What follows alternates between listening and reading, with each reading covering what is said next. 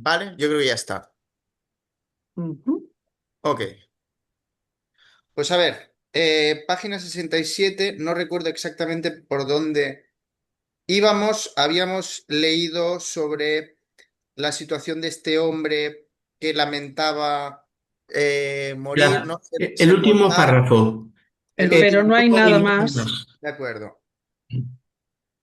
Bien, pero no hay más, nada más recalcitrante y astuto que nosotros, los contemporáneos, pues tenemos la preocupación de que podríamos ser engañados por un matiz de falta de libertad. Aguantamos con resignación, aunque no sin contradicciones naturalmente, también este numerus clausus, nuestra exclusión de la clase de artículos de marca reproducibles. De la misma manera que nos resignamos poco con nuestra faulty construction, también nos conformamos poco con la imposibilidad de ser reemplazados y con nuestra existencia como ejemplar único. Alguien podría objetar, ¿qué necesidad tenemos de eso? Nuestra igualación y con ello nuestra posibilidad de ser intercambiables no han alcanzado su máximo desde el momento en que, siendo cada uno lo que come y lo que hace, millones de nosotros consumimos y hacemos lo mismo. ¿Acaso no somos ya individuos solo en sentido numérico? ¿Qué motivo deberíamos tener para protestar contra un numerus clausus? A ver, yo creo que aquí está diciendo, sea verdad, sea verdad, que el gran principio idealista de la filosofía romántica, ser uno exclusivo en su propia singularidad, está siendo rechazado y repudiado por todos nosotros. Porque ser singular es morir. Ser singular es o sea, bueno, pues casi las paradojas de Unamuno. Nosotros, la singularidad muere, ¿no? Entonces, la agonía del cristianismo, obra de Unamuno, me refiero, y estas cosas, ¿no? Entonces aquí dicen, no, no, hoy en día nos da vergüenza la singularidad, porque la singularidad muere, los chismes no, los aparatos no. O sea, aquí estamos entrando poquito a poco. Yo creo que en el siguiente apartado empieza, bueno, pero bueno, ¿Sigo? Visto desde la perspectiva de las instituciones, la economía, la industria de entretenimiento, la política, la estrategia militar, que nos consideran y utilizan como aparatos de trabajo, como consumidores o como víctimas de otro tipo, esta posibilidad de ser sustituidos es un hecho incuestionable. Y no solo es un simple hecho, sino uno que encuentra su confirmación a diario en la opinión pública. Es ratificado expresamente por los científicos, pues incluso los psicólogos y éticos sociales no tienen nada más importante que hacer que idealizar la adaptabilidad y la discreción y en consecuencia caracterizar como crank, o sea, como un tipo raro y patológico, a quien insiste en un rudimento de mismidad y en un resto de diferencia personal. Dice la nota al pie. Conciliar este ideal conformista con los ideales de la libertad y la individualidad, que no han sido lanzados por la borda, solo plantea dificultades al lógico, pues en la realidad histórica no colisionan. Allá el no libre se denomina simplemente libre. Él es el libre, puesto que disfruta de la libertad de terminar su carrera felizmente extrovertida, a la que tiene derecho, sin tropezar con sus características más individuales. La libertad, pues, queda equiparada al estado plano y liso. En cambio, la individualidad se equipara a gancho e impedimento. Por lo demás, no hay ningún orden social que no se pueda permitir ideas contradictorias entre sí, a diferencia de los sistemas teóricos. Cuando cada una de estas ideas ha cumplido una determinada función útil para el orden, nada le impide estar junto a otras. Por ejemplo, la coexistencia del primer libro del Génesis y de los principios de la Genetics. Bien al contrario, espíritu de contradicción es considerado solo quien pone el dedo en estas contradicciones y su descortés fanatismo por la verdad lo hace sospechoso de intolerancia. De hecho, no hay ninguna contradicción ni ninguna incongruencia que no puedan ser justificadas mediante una falsa apelación a la tolerancia. Bien. No se niega que desde la perspectiva de las instituciones que utilizan a los individuos, se haya conseguido nuestra transformación en productos seriados reproducibles y que haya disponibles Spearmen, dado que cada uno solo es su puesto de trabajo y su manipulación. Pero esta determinación solamente es verdadera desde esta perspectiva, no desde la de los individuos mismos. Un testimonio de esto es, por ejemplo, nuestro paciente que no lamentó su posibilidad de ser reemplazado, sino la imposibilidad de la misma. O sea, la unicidad de la existencia como algo molesto porque es perecedero. El ex-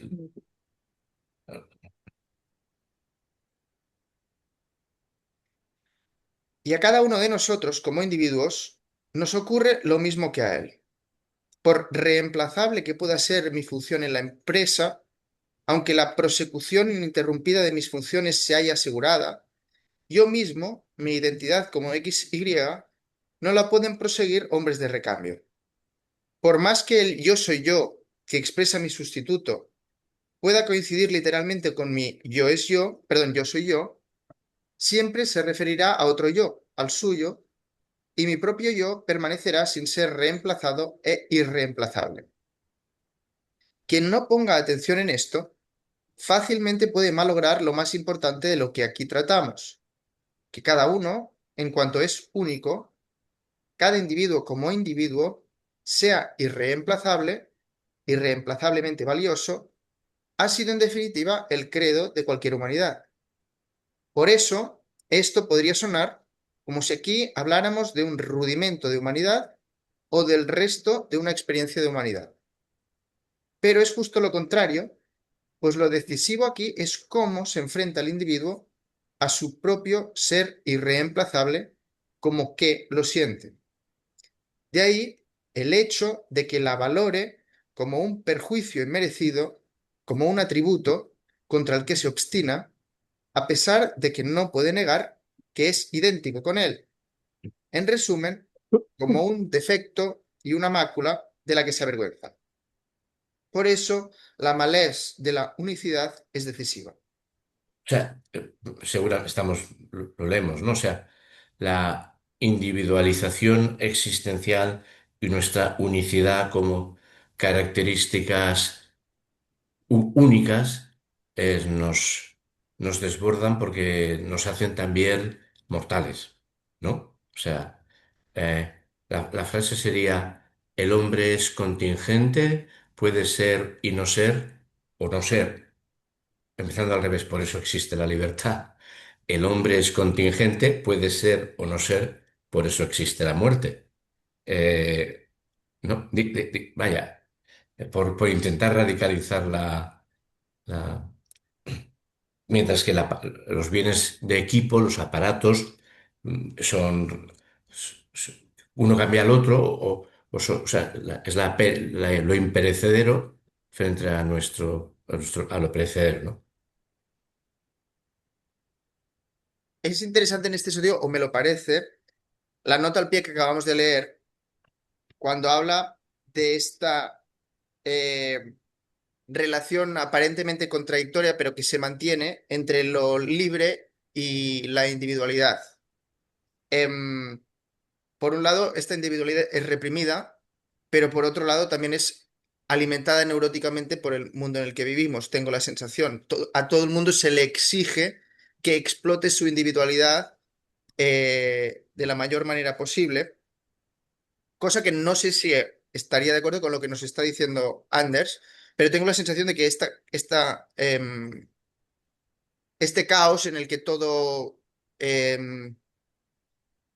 entra en contradicción, pero que al mismo tiempo permite seguir adelante, también se ve desde el punto de vista del individuo, que es el que está remarcando a mí de manera valiosa, a mi juicio. Bien, si traducimos esta malés de la unicidad con esta expresión banal, según una canción de moda, así, yo solo existo una vez, no vuelvo. Inmediatamente resulta claro que está relacionada hasta el fondo con el miedo a la muerte. Cosa que es plausible, pues si, como hemos visto, los productos seriados han conseguido una ausencia de muerte a través de su posibilidad de ser reemplazados Te has quedado helado, por Gerard. muerte. La experiencia de El- no ser una mercancía seriada, Lee perdón, hacia atrás porque te has quedado congelado en un me momento. congelé. Mm, Desde cosa que es plausible, mm. bien, el miedo a la muerte. Cosa que es plausible, pues si como hemos visto, los productos seriados han conseguido una ausencia de muerte a través de su posibilidad de ser reemplazados, él está excluido de esa ausencia de muerte. La experiencia de no ser una mercancía seriada actúa pues como un memento mori. Y dice la nota al pie. En este sentido, también es plausible que en un país en que por su elevado potencial industrial se acepta generalmente el carácter ejemplar de los productos seriados, en que por tanto la debilidad del hombre tiene lugar frente al parangón de un mundo compuesto casi exclusivamente de productos seriados que no mueren, la muerte también resulte más chocante y se considere más antinatural y vergonzosa que en países menos desarrollados industrialmente, en que el parangón de las criaturas mortales aún no se ha descubierto y que allí el intento de disimular la muerte sea más generalizado y vehemente que en otras partes. Naturalmente me refiero a los Estados Unidos de América, que con su postura frente a la muerte anticipan la actitud que presumiblemente se anuncia para todos nosotros. Es sabido que allí predomina la costumbre muy extendida de aderezar cosméticamente los cadáveres para el funeral, es decir, transformarlos post festum en hermosos productos manufacturados y así desmentir que están muertos. Y que allí, igualmente, se hacen anuncios para los lovely sites de los cementerios con ayuda de seductoras imágenes al estilo de la travel publicity. Esto significa, pues, que se reclama a los vivos, a los morituros, como posthum inmortales y se les trata de convencer de que en cuanto propietarios de sus tumbas podrán disfrutar a diario del hermoso entorno como si fueran jubilados. Ciertamente no se puede negar que así, aunque de forma no articulada, se introduce de manera implícita una preservación de la vida tras la muerte, que naturalmente nada tiene que ver con las representaciones religiosas. Es conocido el librito de Evelyn Waugh dedicado a este macabro negocio de la inmortalidad. Mm. No sé si aquí se podría mencionar, creo que quizás lo hicimos hace unas semanas, la película de Barbie, que salió en el año 2022. Creo que compartió cartelera con la película de Oppenheimer, con la que hacía un buen dúo. Y Barbie eh, comenzaba, eh, digamos, la crisis que llevaba al desarrollo de la historia con el descubrimiento por parte de Barbie de la muerte. Entonces, no dejaba de ser una película, en definitiva, muy conformista, o bastante conformista, a pesar de que fuera muy interesante cómo se desarrollaba, pero lo digo porque creo que también en los Estados Unidos se ha podido en la actualidad integrar la muerte dentro de esta lógica que aquí a Gunther Anders le parece inasumible. Bueno, Eh, hay empresas de criogénesis de cadáveres, ¿no? En Estados Unidos. sí, pero quiero decir que para Barbie, sí, sí, todo esto está ahí, evidentemente, pero en paralelo, una película como Barbie, que se pretendía también em, progresista, crítica, etcétera, utilizaba la muerte, eh, o la conciencia de la muerte con un propósito en última instancia bastante conformista. O sea que también esto me parece que se ha integrado, también nos lo comentaba Cristina, se ha integrado también en los ámbitos académicos, etcétera, etcétera, en los Estados Unidos del presente. Quiero decir que incluso esto ya ha quedado integrado. Bueno, perdonad. 9. El hombre intenta escapar de la segunda calamidad a través de la economanía. En todo caso, disculpad, también valdría la pena quizás retomar lo que comentaba Joaquín sobre el ser para la muerte de Heidegger. De momento no lo está mencionando, pero habría la posibilidad de ligar esto que está diciendo Anders a eso. Bien, el hombre intenta escapar de la segunda calamidad a través de la economanía. Hay un testimonio asombroso de lo general que es hoy este sentimiento de inferioridad, de esta malaise de la unicidad. El ansia de imágenes que predomina en la actualidad, la iconomanía. Es innegable que esta manía, en cuanto a cantidad de intensidad, representa un fenómeno que aparece por primera vez en la humanidad y que ha dejado atrás todas las demás manías predominantes hoy. De hecho, es un fenómeno clave sin cuyo manejo no sería posible ninguna teoría de nuestra época. Y como solo una nueva expresión puede hacer visible que se trata de un concepto de alcance filosófico, acuñamos el término iconomanía. Hay una descripción utópica atribuida a un reportero no terrenal, que supongo que se está inventando también Anders, como en otras ocasiones, en que se dice que el mundo humano es, en primer lugar, depósito y ocasión de imágenes posibles. De vez en cuando, incluso estuve tentado de creer que se agotaba en esa función. En cualquier caso, el papel de las imágenes es tan enorme que si me imagino el mundo sin sus millones de imágenes, fotos, films, fantasmas televisivos y carteles, lo único que me queda es una pura nada. No he conocido ni un solo ser que haya exhibido voluntariamente, llevado consigo, o al menos poseído, más duplicados en imágenes de sí mismo y de los suyos. Y necesito que alguien siga un párrafo porque tengo que cargar el ordenador. Perdonad. Muy bien. Yo Vale. sigo, yo sigo.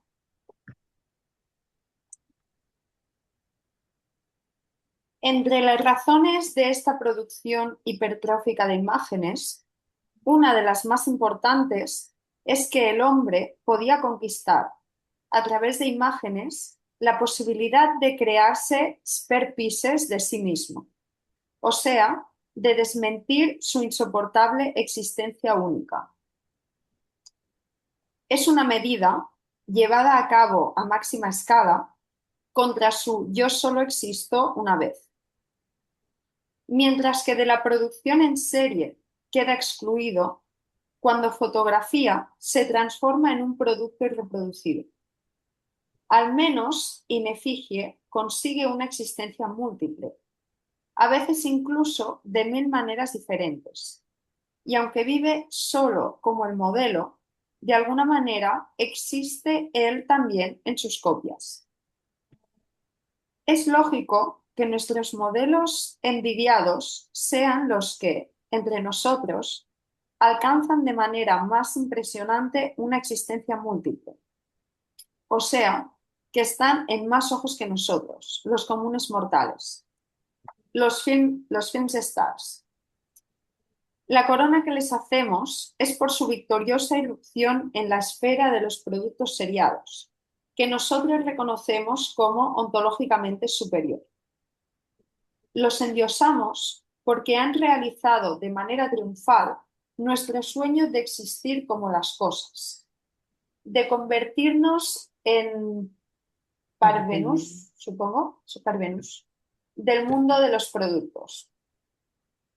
De hecho, no existe ninguna diferencia ontológica básica entre la estrella de cine dispersa en miles de copias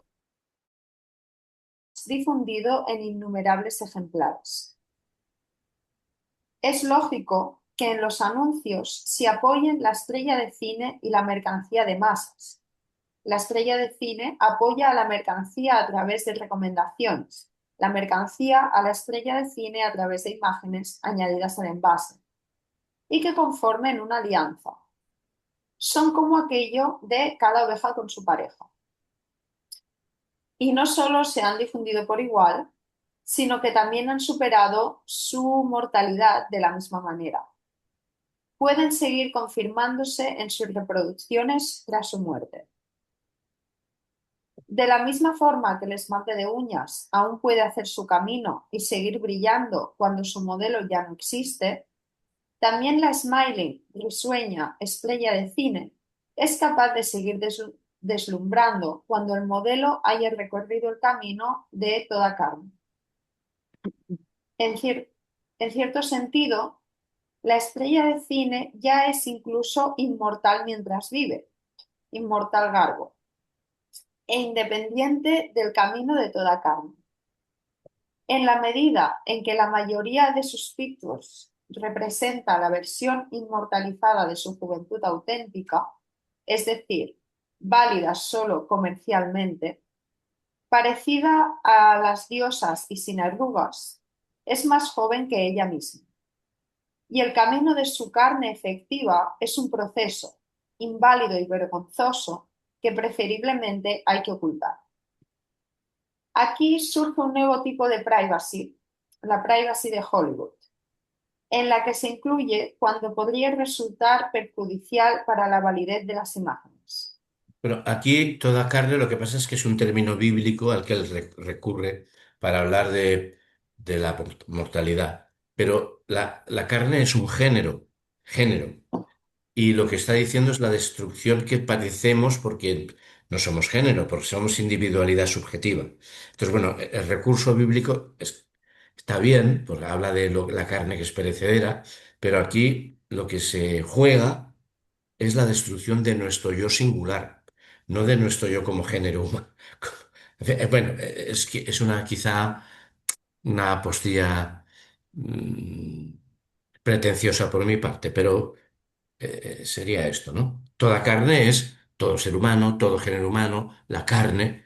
Estamos hablando de que yo me voy a morir, que yo no tengo otra vida, que yo soy un singular. No, no, esto sería. Me da, es que me lleva mucho que cuando, ¿cómo se llama? Agustín, se llama Agustín, va a ver a su escritor, que es Unamuno, esto es Abel Sacks, no, esto es nada, ¿no? Y le dice, Don Miguel, deme la inmortalidad. No está pidiendo la inmortalidad de toda carne, está pidiendo ser ¿no conocéis estas obras, las nivolas de Unamuno? Es que son obritas muy pequeñas, ¿no? O sea, entonces le dice, pues usted también se morirá porque usted no es Dios, usted es mi Dios, pero no. Son novelas eh, que está esto aquí, la existencia. Es que el primer existencialismo que yo conocí y que es el de Unamuno, ¿no? Claro. Sí. Mm. Hoy he estado leyendo, porque, bueno, tenía el libro de la Hannah Arendt y tiene un capítulo al principio también dedicado a la inmortalidad del hombre. Era para ver si realmente podía encontrar algún rastro de influencia. Es corto, son 5 páginas, y ella comenta que el hombre sí, hace la diferenciación entre la inmortalidad y la eternidad, y entonces va haciendo una evolución a través de la filosofía y habla del hombre griego que pretende ser como el dios del Olimpo, antropomórficamente, que aspira a la inmortalidad, pero claro, es un ser humano y no lo puede conseguir porque sabe que tiene que morir. Y entonces la única manera es a través de dejar el legado. Entonces va haciendo un recorrido de los filósofos y empieza por Sócrates, porque dice que, claro, que es el único que no pretende ser inmortal, porque nunca escribe nada, porque no quiere dejar ningún rastro de él en la obra, ¿no? Y entonces va hablando luego a través de la inmortalidad, a través de Platón, Aristóteles, y entonces ella cambia y dice que la manera de mantener esta inmortalidad o este yo sería la vida de la polis como estado donde el ser humano se identifica y mantiene esa, digamos, esa inmortalidad, o pretende, pero que luego esto fracasa a partir de la filosofía medieval. ¿Va? Y entonces es la religión la que se lleva, de alguna manera, esta idea de inmortalidad, que hay toda una herencia, y se la lleva a partir de la religión. El cristianismo, de alguna manera, es quien empieza a hablar y empieza a hablar de esta eternidad. La he leído así un poco en ay, es Schatten, bueno, que no me va a salir la palabra. En Y bueno, diagonal. también en diagonal, y más o menos era esto. Entonces, la Como manera Salvador. de admitirlo sería escribir que el hombre ha dejado siempre su legado escrito como una manera de inmortalidad. Vale. Por cierto, ha sido una sorpresa porque esta traducción es de un amigo muerto, la de Ramón Gil Novales, que yo no sabía que había traducido a la Hannah Arendt. Y bueno, nada está. Eh, bueno, pues eso, Pero supongo que... la perpetuación del legado pensando en la propia muerte es otra. O sea, ¿cuál era el ejemplo que se ponía a veces? Los campesinos que sembraban olivos en su vejez, sabiendo que precisamente ellos no iban Iban a verlo. a recibir el fruto. El producto. Es eso no es negar la muerte, es saber la muerte, pero saber que hay una familia, que hay o sea, eh, No, ella tampoco habla de negar la muerte, está hablando de precisamente como legado, ¿no? Supongo que es dejar, dice, lo único que no deja legado y no se lo plantea es Sócrates que no escribió nada, ¿no? Ni dejó nada, pero sí, hablaba como una manera de ser una especie de inmortalidad. Vaya. Ujú. Bueno, era simplemente porque quería ver si había influencia y bueno, me ha parecido que... Es interesante esto que comentas, Ángeles, porque las personas que estuvimos en el seminario sobre Castoriadis de hace años, Bueno, Castoriadis hablaba exactamente de esta idea de Hannah Arendt y le criticaba como aristocraticismo esta perspectiva del legado, podríamos decir, a la hora de analizar las relaciones en la antigua Grecia o en la Grecia democrática. Pero es interesante porque esto lo leímos en Sí, porque seminario. ella está hablando del Aristoi, sí, sí, ella va hablando sobre quiénes son los mejores, sí, sí, va introduciendo. Claro, yo he cortado porque ya no, y bueno, luego ya rápidamente entra en la vida activa, la diferencia entre vida privada, vida activa, y bueno, ya he dejado. Ujú. el ejemplo yo de que- los olivos era de Castoriadis. Ah.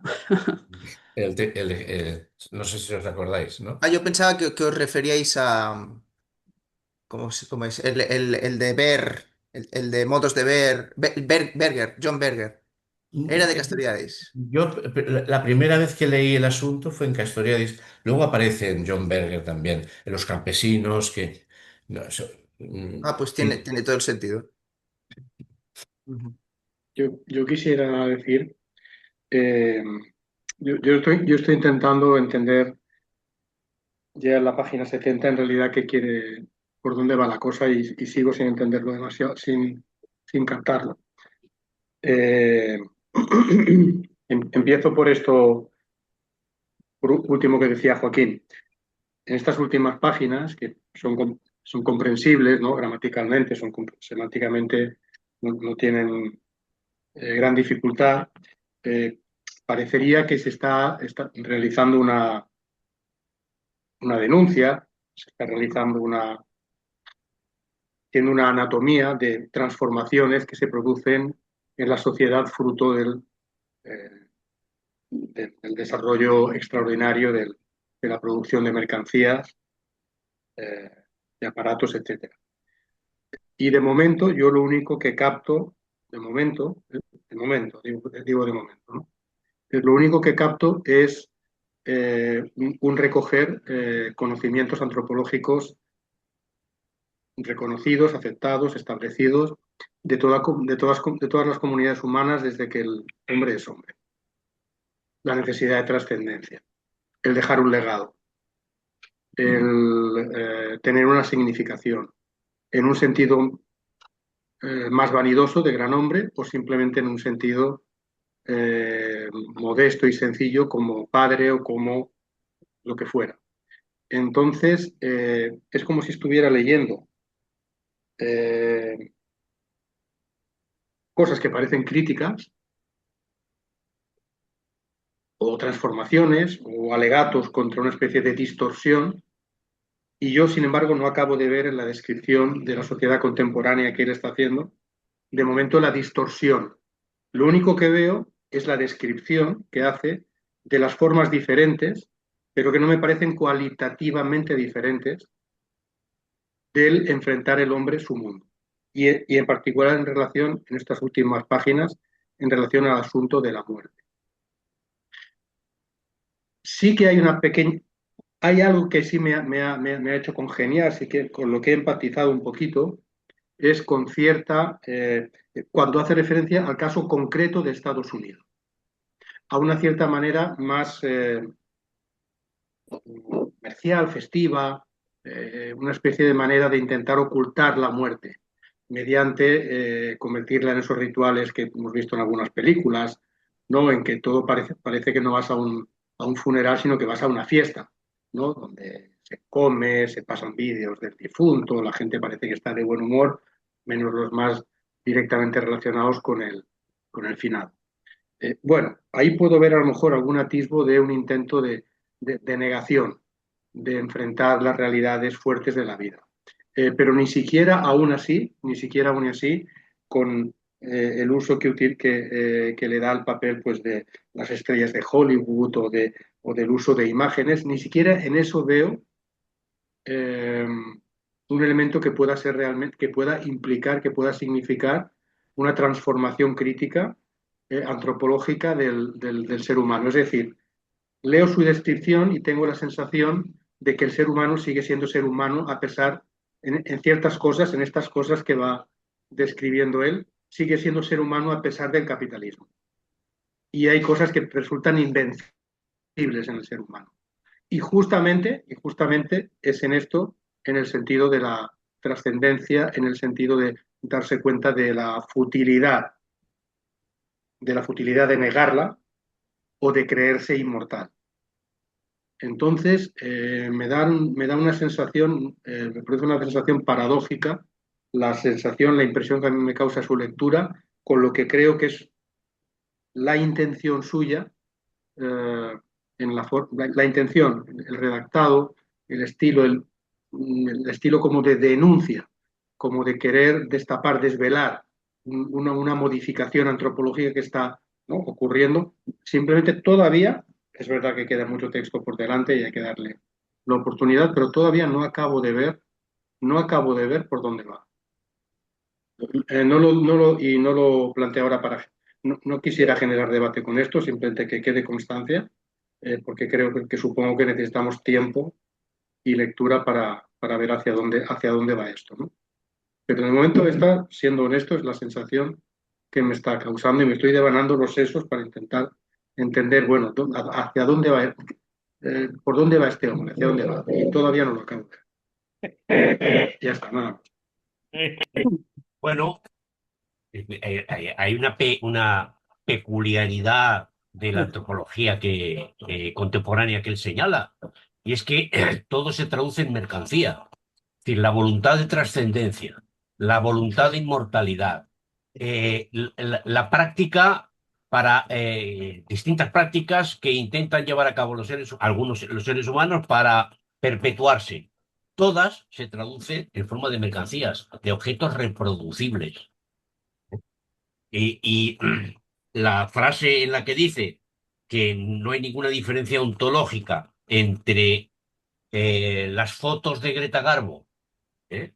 y el esmalte de uñas que difunde la propia Greta Garbo, pues dice, bueno, que efectivamente hay constantes vitales, pero que se manifiestan claramente en una forma específica en esta sociedad, en la forma de la cosificación, de la reproducción y de la mercantilización.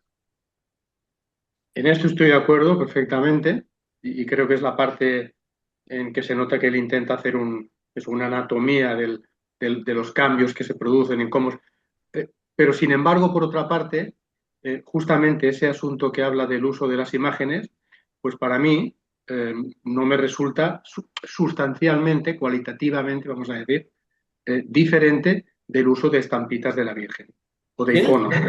Del Del uso uso de de... estampitas de la Virgen o de iconos o de imágenes o de altares. No sé si se entiende lo que quiero decir. Ujú. Pero sí, sí, claro que veo la parte que dice Joaquín, ¿no?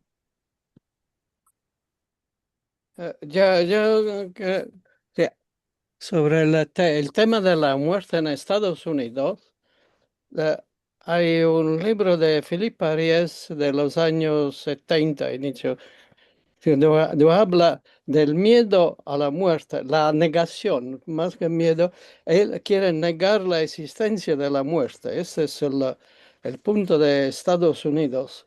Y por eso, por ejemplo, si alguien muere, no tiene que contarle, porque si no, los amigos se van a alejar, porque no quieren tener confrontación con el hecho de la muerte. Ese es un poco el punto. Mejor. Pero además, en eso hay que ver también la profunda raíz cristiana que hay en el asunto en el miedo de la muerte o el rechazo de la muerte. Acá es la visión del tiempo.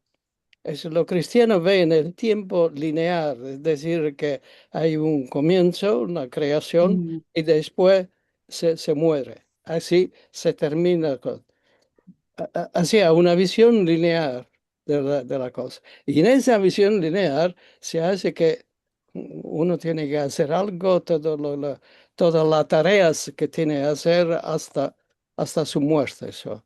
O sea, otra era la visión de la vida, visión del tiempo circular, es decir, hacer parte de la naturaleza cuando se hablaba de los campesinos, o que se ve parte de un proceso de reproducción y no parte de un proceso lineal que empieza y después se termina. No, sí pensaba questo. Ujú. ¿Seguimos?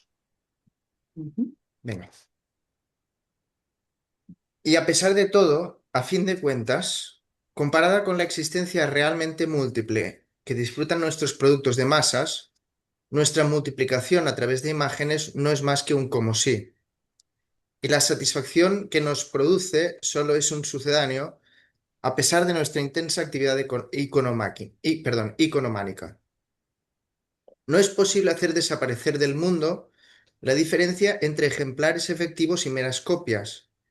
El hecho de que tengamos que conformarnos con multiplicarnos en forma de fotos, mientras a los productos les es dado diseminarse por el mundo como verdaderas piezas idénticas. La vergüenza del hombre ante sus cosas mejores no se borra plenamente mediante sus imágenes. Alguien preguntará si eso significa que el hombre se ve a sí mismo, en su más profundo deseo soñado, como un verdadero producto de masas, si anhela positivamente vivir como producto de masas. Es imposible responder de manera unívoca y decidida esta pregunta. Y eso por la misma razón por la que resultaría imposible afirmar de nosotros, los hombres, que deseamos positivamente la eternidad en el sentido de sempiternitas, no de eternitas. Nos acercaríamos mucho si consideráramos pruebas de este deseo nuestro miedo a la muerte y en nuestra resistencia a morir, pero esa fundamentación erraría. Es verdad que no queremos morir, en cambio, no es verdad que deseemos positivamente vivir y seguir viviendo, es decir, llegar a ser viejos de millones de años. Ni siquiera somos capaces de imaginar un y así sucesivamente. Es decir, la determinación, bueno, y aquí, perdón, entraría también la mención que había hecho Joaquín al relato de Borges del Inmortal, ¿no? Una vida sin fin perdería todo sentido, perderíamos cualquier tipo de esqueleto, etcétera. Me permitís un momento. Es que para vivir eternamente una vida como esta, a mí que no me busquen. Eso. No me interesa. Estamos totalmente de acuerdo, es verdad. ¿Vale? Es verdad, Claro. es verdad. Está bien.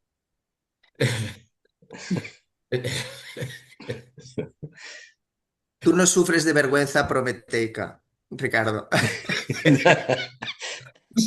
No lo sé. Sufro de muchas cosas y de mucha gente que me hace sufrir, ¿no? No, yo es que últimamente resulta que hace 2 años murió un nieto mío de 16 años. Y estos días estoy pensando sobre el tema de la muerte, pero muy en serio. No, eso de Descartes, pienso, luego existo, no. Me tengo que morir, luego estoy vivo, luego existo. Tendría que empezar por ahí y plantearnos el problema en serio, si queremos. Pero eso de los americanos, bueno, eso no hay que se lo trague, ¿eh? No, no, lo que no quiero es interrumpir el hilo del discurso, el hilo de la lectura, ¿eh? Así que Bueno, me pero A en ver, eso el estábamos. tema es este es el tema. Este es el tema que claro, sacó el autor, yo, ¿eh? yo no veo otra cosa que eso, vamos.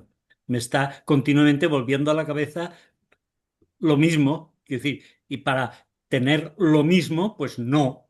Yo no me gusta lo mismo. Eso ya lo decía Nietzsche, ¿eh? La resurrección es el eterno retorno. Dionisos vuelve a la vida, pues no. Eso a mí no. Y ya está. Y no soy filósofo ni nada, ¿eh? Simplemente sobrevivo como puedo y eso. Como Vale, todos. vale, vale. Sobre esto de la muerte, también para volver un momento a lo que he comentado de Barbie, porque lo he explicado muy mal. Pero la perspectiva de Barbie, que es una película, repito, que me parece muy interesante, contempla el problema de la muerte y de la conciencia sobre la muerte y del ser para la muerte, si quisiéramos, desde una perspectiva puramente individual e individualista. Y en los Estados Unidos esto se puede permitir perfectamente porque al final lo que le ocurra al de al lado, ¿no? Desde una perspectiva, podríamos decir, vitalista, etcétera, pues nos puede importar un carajo. Y eso es lo que ocurre en Barbie y por eso decía que también en los Estados Unidos del presente este debate sobre la muerte pues ha acabado integrado. La diferencia con lo que planteaba Heidegger es que Heidegger no lo plantea exactamente desde un punto de vista individual, porque él no está analizando al individuo humano, sino al Dasein, al ser humano como tal. Entonces, para Heidegger se está hablando del propio ser humano y que el ser humano no está, desde su perspectiva, no debe plantearse desde una visión eh, que no tuviera fin, sino que siempre estamos, ¿no? A punto o siempre corremos el riesgo o es incluso nuestra posibilidad más propia la muerte del ser humano o em, de ese propio ser. No sé si me explico, porque es un ser que es su existencia, etcétera, etcétera. Pero bueno, solo para añadir algo que me parecía interesante. Nada que ver con lo que ha dicho Ricardo. Bien, Mira, ¿sigo? no, perdónate que digo una cosa muy simple. Yo creo que no necesito irme más atrás que a mis abuelos. Tenían una idea muy clara del sentido de la muerte. Criaban a unos hijos y estos a sus nietos. Y si conseguían que sus hijos y sus nietos llevaran una vida digna, la vida te había tenido sentido. Y esperaban su muerte con tranquilidad y sin angustia.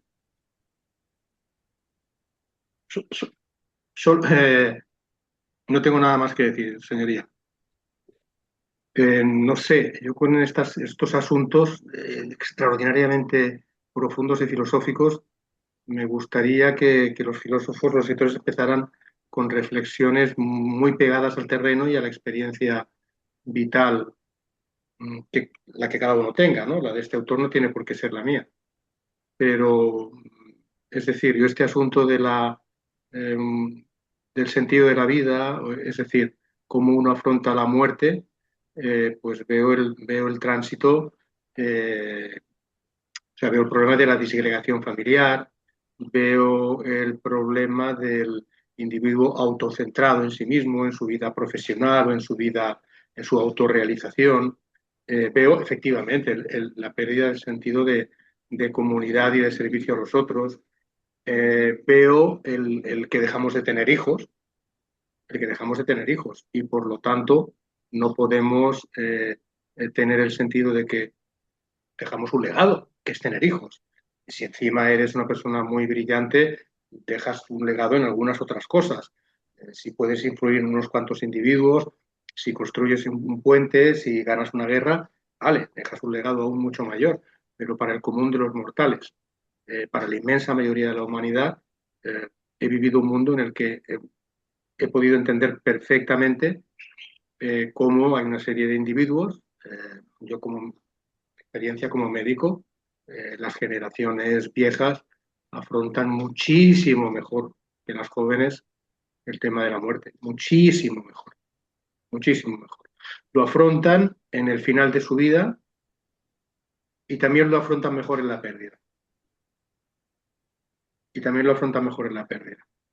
Porque en su juventud no estaban acostumbrados pues, a esta sensación quizás de inmortalidad, de que la medicina lo puede todo, que el mundo moderno desarrollado, bueno, es una maravilla, ¿no? Y la ciencia lo que es una barbaridad.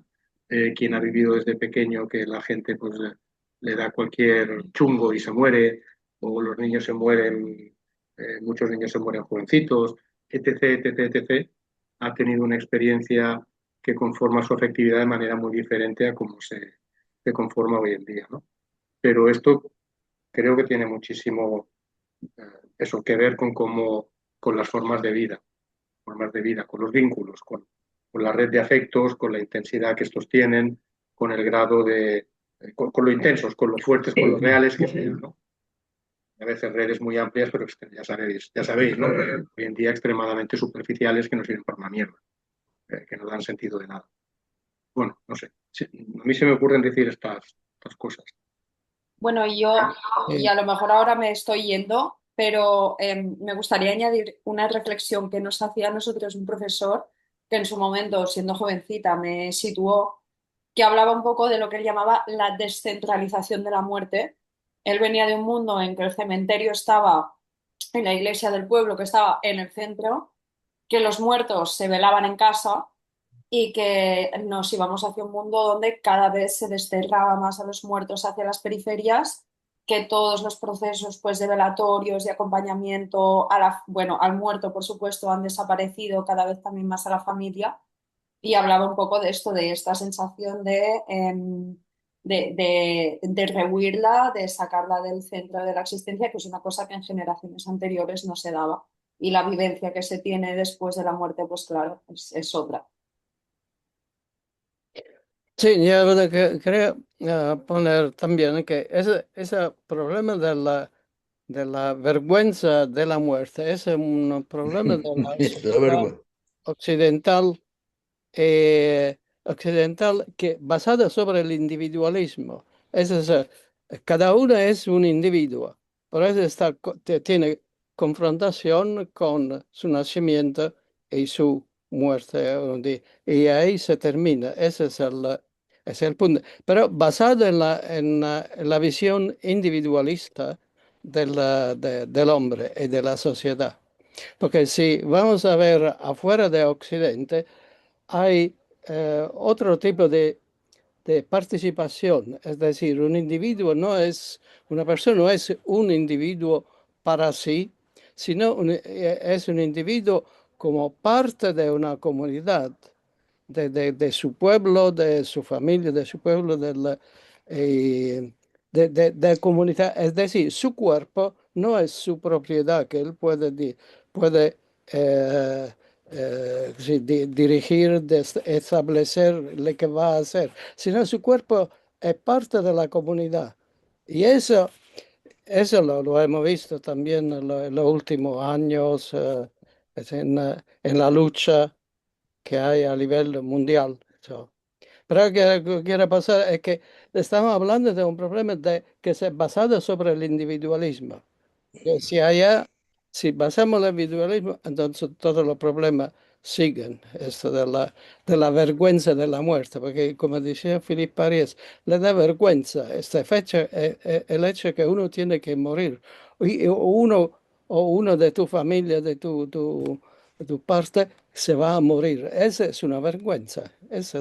Así lo ven los yankees, los americanos lo vean así. Pero porque son individualistas al máximo. Esa- Ok. Sigo. Y en este sentido, ¿o había terminado ya el capítulo? Es verdad que no queremos morir, Es verdad que no queremos morir. ¿Por aquí más, va? más o menos, Aquí sí. arriba. Ok. Es verdad que no queremos morir. En cambio, no es verdad que deseemos positivamente vivir y seguir viviendo, es decir, llegar a ser viejos de millones de años. Ni siquiera somos capaces de imaginar un y así sucesivamente. Es decir, la determinación pertenece exclusivamente a la negación y, por tanto, a la resistencia, no al deseo positivo. ¿Por qué es así? ¿Por qué a nuestro deseo más fundamental de resistirnos no le corresponda una representación, que ésta quede más bien ciega? Aquí no podemos dedicarnos a ver si somos en cierto modo demasiado mortales como para poder solo imaginar el no morir, pero es así. Y en este sentido queda también ciego nuestro deseo de la multiplicidad. Es verdad que cada uno de nosotros quiere deshacerse de su yo solo existo una vez. En cambio, no es verdad, al menos es una exageración filosófica, afirmar que cada uno comparte el deseo positivo del paciente californiano de fraccionarse en sperpicies, o sea, de poblar el mundo en forma de muchos o incluso innumerables ejemplares. Por lo tanto, está aquí reconociendo, ¿no?, ese modo que tiene él de trabajar a partir de la exageración y que nos está dando algunos dolores de cabeza a veces. Sí. Aquí lo reconoce. Y por eso nuestro compromiso econománico, es decir, el hecho de que participamos de la existencia seriada de los productos de masas a través de nuestras imágenes, pero permaneciendo nosotros mismos, tal vez sea la mejor solución. 10. Ilustración histórica de la vergüenza, MacArthur como precedente. Después de estos análisis, en que hemos ilustrado con fenómenos anónimos de la época los síntomas de la vergüenza prometeica y los intentos de combatirla, queremos presentar al menos un caso en que resulte visible la vergüenza como hecho histórico identificable. Es evidente que ese sentirse aventajado el hombre por el aparato le avergüenza. Tiene que ser reconocible como hecho de la degradación cuando se trata de hombres que están en el foco de la opinión pública y en el peldaño superior de la sociedad. Un tipo así era MacArthur. Desde hace años es un secreto a voces que al principio del conflicto de Corea, el general MacArthur propuso medidas que de haberlas llevado a cabo tal vez habrían desatado una tercera guerra mundial. Igualmente es Propuso sabido que... lanzar la bomba atómica en Corea. Para acabar con los chinos, que esto es la cosa.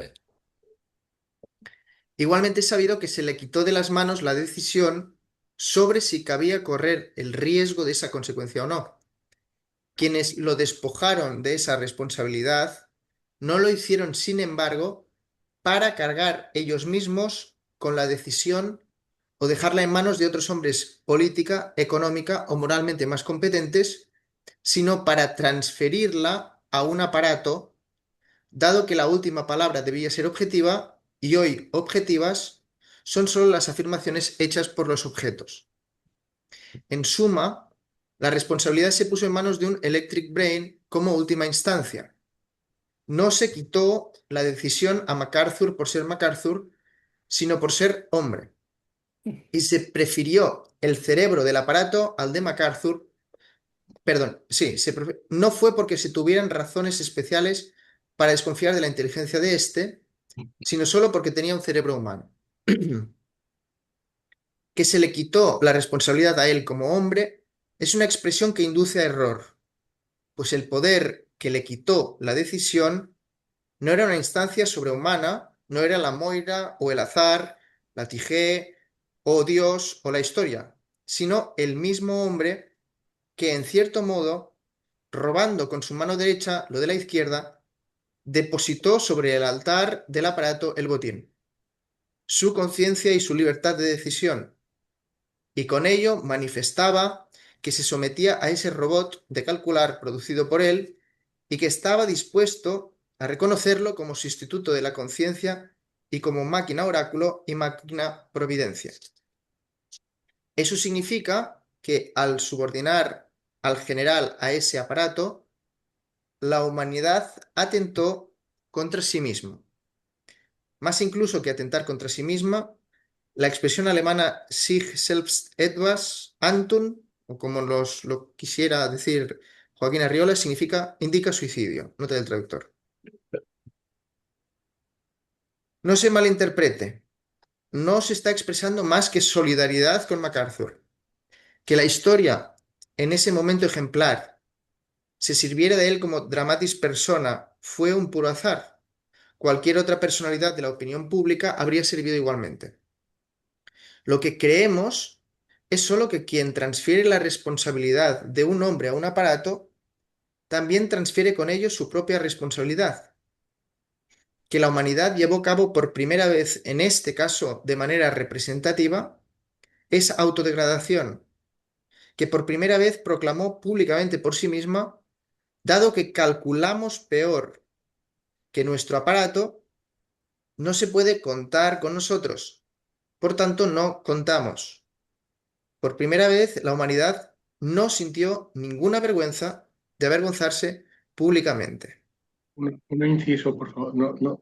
Yo como estoy leyendo la sesión esta sobre la marcha, no sé si a lo mejor lo dice en la página siguiente o en la otra, pero esto del aparato, ¿a qué se refiere? ¿A que la decisión la tomó alguna clase de ordenador primitivo en el que se introdujeron? Vale, vale. Vale, Ahora lo explica con mejor detalle. vale, sí, por eso digo, como no le... Vale, vale. Pero bueno, a mí, de nuevo, este ejemplo de MacArthur no me deja de parecer un pelín cogido por los pelos. Sí que creo que con la inteligencia artificial se está llegando a este punto, pero no sé si en ese momento em, el motivo de la vergüenza era el que llevó a esos hombres a evitar que se tirara la bomba atómica o fue un cálculo mejor, que luego pues sustentaron con el aparato. Pero bueno,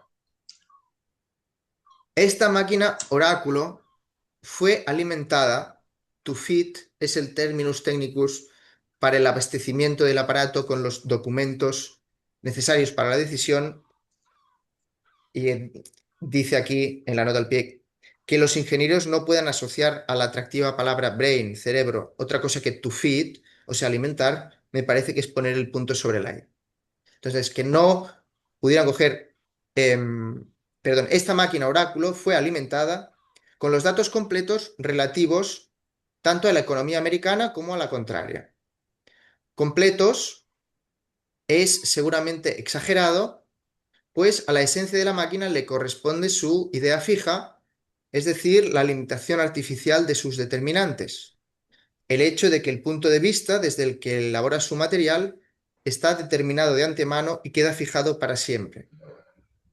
Así pues, era alimentada exclusivamente con los datos que no se oponían a una cuantificación y que, por tanto, se referían a la utilidad o malignidad, al provecho o no de la guerra en cuestión. Naturalmente, esto tenía como consecuencia que, por ejemplo, la aniquilación de la vida humana o la devastación de los campos solo se podían determinar o valorar por razones metodológicas de limpieza y nitidez como magnitudes de pérdida o ganancia. Por tanto, preguntas como la de si esa guerra sería justa o injusta no se propusieron al Electric Brain, pues servirle semejante alimento habría sido motivo de vergüenza, ya que estaba previsto que el aparato, con su incorruptible objetividad de objeto, habría rechazado una bazofia subjetivo-sentimental de este tipo, o, si se hubieran embutido a la fuerza esas preguntas en su boca oráculo, habría respondido con un cólico eléctrico. En suma, se renunció de antemano a las preguntas morales, por más que se intentaba creer que se consultaba a la máquina por una rigurosa escrupulosidad. Habida cuenta de la propia sublime alergia a la subjetividad y de aquel conocimiento modelo del empirismo lógico, según el cual sólo se podían reconocer como consentido, símbolo razonables, las preguntas que pudiera responder únicamente el aparato unívoco, y todas las demás se despacharon como sin sentido. Bueno, a mí me parece, de nuevo, que es darle a la máquina una subjetividad que no tenía el decir que hubiera rechazado las preguntas morales. Si Yo creo, los hombres de ese momento hubieran tenido a bien transferir datos que pudieran ligarse a lo moral o inmoral de esa elección, la máquina habría respondido, igual que a día de hoy, recuerdo haber leído en alguna noticia, se estaba empezando a plantear a la inteligencia artificial, bueno, y lo hacemos en la vida cotidiana, cuestiones que tienen que ver con la moralidad y nuestras dudas existenciales individuales, podríamos decir. pero es que yo creo que ni en aquel momento, ni hoy ni mañana, ningún ser humano va a transferir a un ordenador, sea que sea en la inteligencia artificial, las cuestiones de tipo moral por una sencilla razón, porque ya las ha decidido previamente.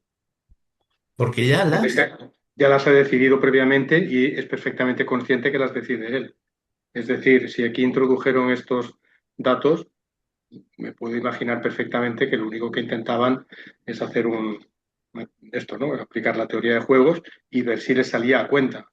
Y si les hubiera salido a cuenta, no tenían ningún empacho moral en cargarse centenares de miles de personas.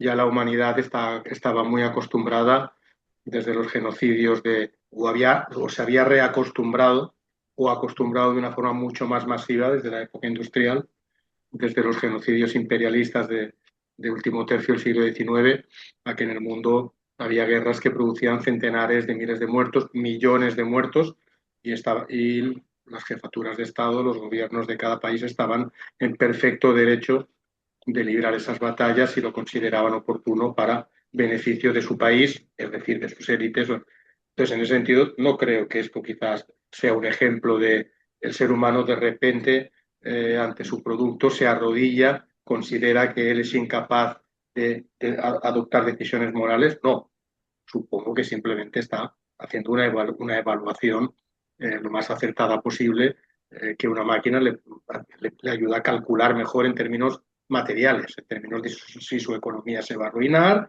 o si su maquinaria de guerra es más potente o menos potente, de si sus... Me imagino, ¿eh? Pero ¿no? Esta especie de intento de...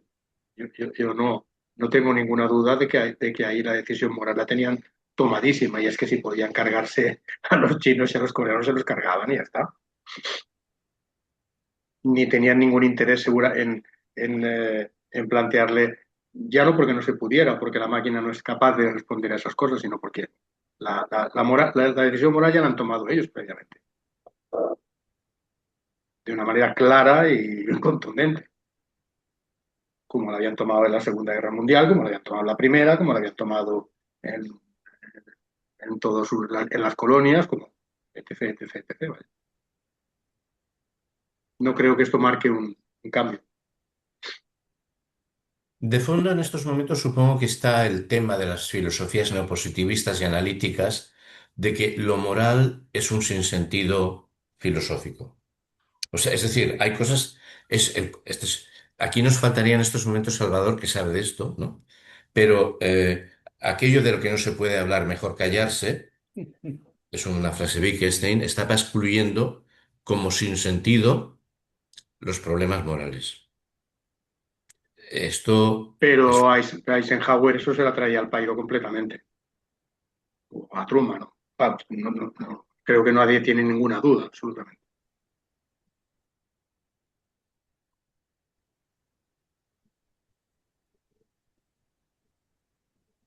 ¿Seguimos?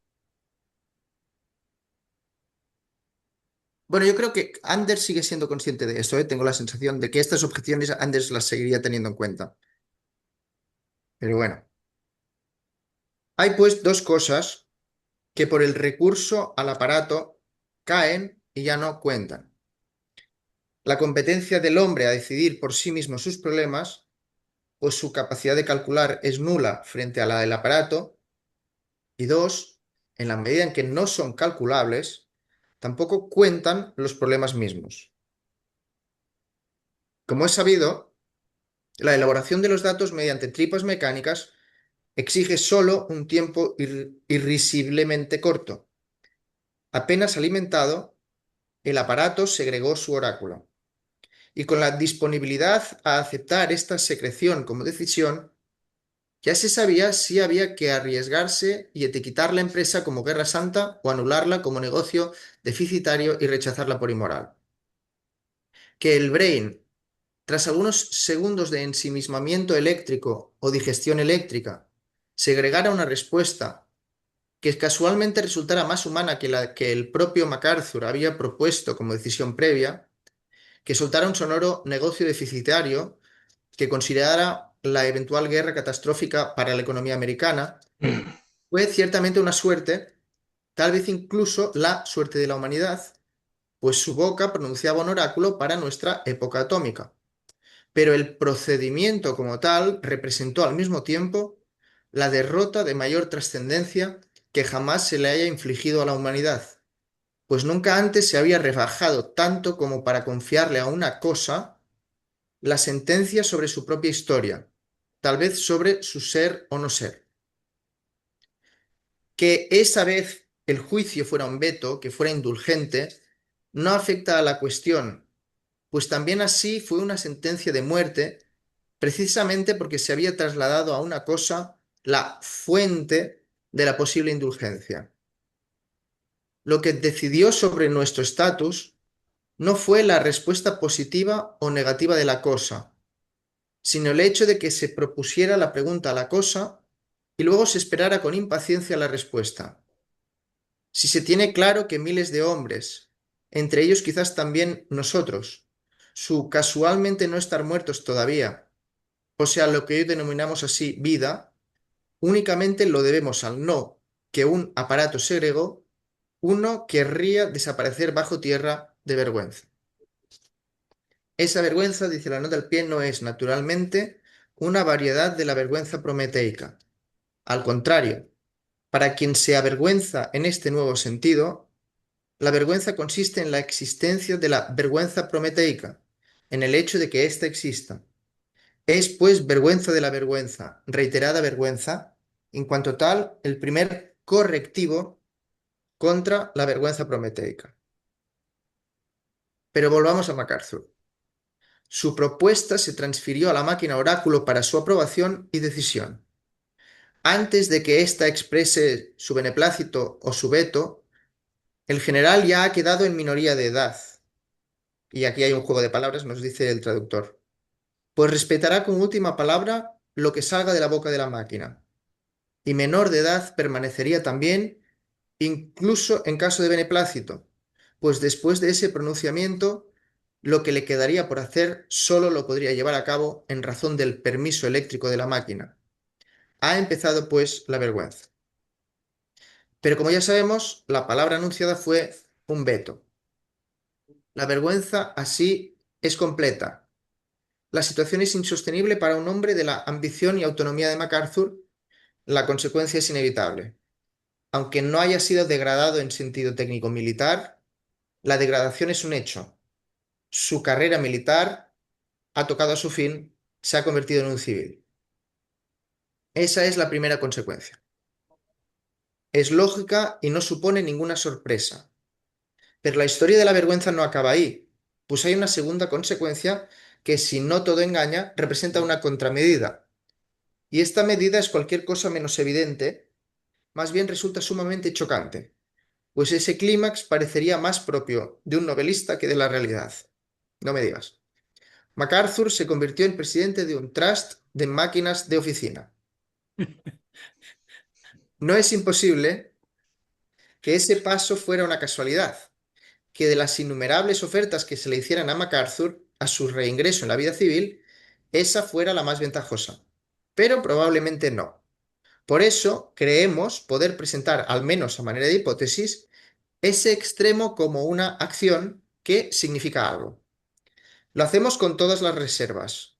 Dejamos abierto si nos mantenemos aún en el marco de lo fáctico o ya hemos saltado al de la science fiction, más exactamente de la philosophy fiction. Formulémoslo de esta manera. Si hubiéramos tenido que representar en una novela la elección del oficio en estas circunstancias, solo habríamos podido motivarla así. Que MacArthur, incapaz de acabar con el ridículo infligido por la máquina a él y a su autoridad, buscó el modo y la manera de lavar la mácula. La única posición que le permitía desquitarse, la única en que podía mostrar a los aparatos que su voz y su palabra aún valían y que estaban sometidos a su dominio, era el puesto de director en la producción de máquinas de oficina.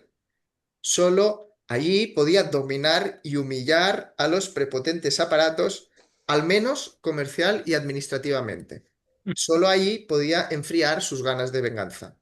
Por eso escogió ese oficio. Esa motivación podría traducirse sin dificultad al lenguaje de Hegel. En una fenomenología del espíritu escrita hoy, se diría: después de que el antiguo siervo, el aparato, fue encumbrado a nuevo señor, y el antiguo señor, MacArthur, fue rebajado a siervo, este siervo intentó a su vez convertirse de nuevo en señor, del aparato. Esta es la historia de la vergüenza, al menos la hipotética. Y dice, al novelista filosófico podría incluso atraerle a ampliar ese desarrollo dialéctico siempre dentro de la ficción. Así mostraría que la acción de venganza de MacArthur estaba condenada a fracasar de raíz, que él tenía que vencer muriendo, pues debía pasar por la experiencia de que la decisión soberana del oráculo de la máquina resulta tan indispensable para la dirección de los trusts como para la dirección de la guerra. O sea que MacArthur, por interés de su acción de venganza, tenía que servirse de la sentencia de las criaturas de las que quería vengarse, que éstas encontraron diversas ocasiones para burlarse maliciosamente de él y amargarle su desagravio. No es este lugar para seguir con la dialéctica de la vergüenza profética. Bueno, si nadie tiene algún comentario, seguimos con el siguiente subapartado. Yo tengo uno que es reparar en lo que está ocurriendo con las guerras contemporáneas en Ucrania y en Irán, en las que está embarcado toda la humanidad, en las que si dependiera del enseñoramiento de las máquinas o de la inteligencia artificial, de las decisiones que debieran tomar los diversos gobiernos, las cosas serían de una manera mucho más razonable, menos destructiva, menos guerrera, menos bélica, menos genocida. Y sin embargo, a pesar de la evolución extraordinaria que desde el momento en que se escriben estas líneas hasta hoy ha habido en términos de capacidad de desarrollo cibernético, sin embargo, parece que la sinrazón moral ha corrido en sentido inverso de una manera muy superior a la capacidad de raciocinio, de cálculo que puedan tener la inteligencia artificial y los mejores superordenadores actuales. Es decir, que estamos viendo cómo el mundo, antaño dominador, muy probablemente se está abocando a sí mismo y con él mismo al mundo a la destrucción, como una posibilidad muy real. Entonces, este argumento para mí iría en contra, digamos, sobre ese supuesto dominio hoy en día, entrega o vergüenza del ser humano ante sus productos, o al menos sobre su sometimiento al de esos productos. Lo sigue dominando y sigue decidiendo por encima de ellos de una manera absolutamente fuera de cualquier sentido común, fuera de cualquier sentido común, fuera de cualquier consejo que le estén dando esas máquinas, porque si no, le dirían, no ataques a Irán, no ataques a Rusia. Quieres arruinar Europa y que no sea Irán el que vuelve a la edad de piedra, sino que sea Europa la que vuelve a la edad de piedra, pues no hagas estas cosas. Sin embargo, se están haciendo. Entonces, yo viendo un poquito el mundo contemporáneo, observándolo con los ojos de un simple espectador, si me hablan pues me da la sensación de que las máquinas no, excepto para matar, y matar masivamente y esto, no tienen gran influencia sobre las decisiones políticas, sobre las decisiones humanas, sobre las decisiones que las diversas civilizaciones están tomando hoy en día. Pero yo creo que precisamente... Al menos las que han caído más en el terreno de la ibris griega, ¿no? Al menos de las antiguas potencias del antiguo mundo dominante. No hablo, no, para no generalizar. Yo creo que precisamente aquí entra la vergüenza prometeica en escena, Antonio. O sea, creo que corremos un error al pensar que en las máquinas el raciocinio artificial o el tipo de raciocinio de la inteligencia artificial es más razonable, humano, etcétera, que el nuestro. Yo creo que aquí llega el tema de la vergüenza prometeica, porque es que no existe algo como un raciocinio de la inteligencia artificial.